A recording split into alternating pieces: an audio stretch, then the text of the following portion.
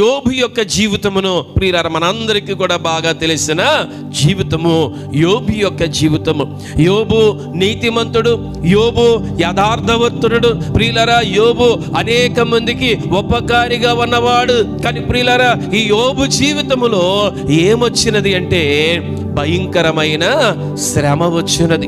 ప్రియులారా ఈ యోబు జీవితంలో ప్రియులారా మరి శ్రమ సంభవించినప్పుడు ప్రియులారా ఆ శ్రమలో యోబు ముందుకు సాగిన వాడిగా ఉన్నాడు.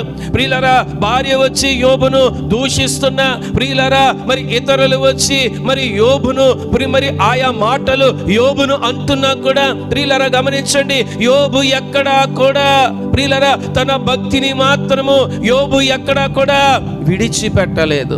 శ్రమ వచ్చినది ప్రియులారా, ఇరుకు వచ్చినది, ఇబ్బంది వచ్చినది. కానీ ప్రియులారా గమనించండి, యోబు శ్రమలనే మరి ఉపకారముగా యోబు తలంచుకున్నాడు.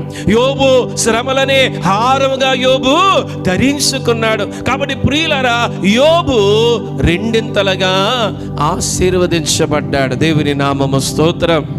హల్లెలూయా. శ్రమలను ఉపకారముగా ఈరోజు నీవు గనక అనుకోగలిగితే, శ్రమలనే హారముగా గనక నీవు ధరించగలిగితే ప్రియులారా దేవుడు నిన్ను కూడా యోబు వలె రెండింతలుగా నిన్ను కూడా ఆశీర్వదిస్తాడు.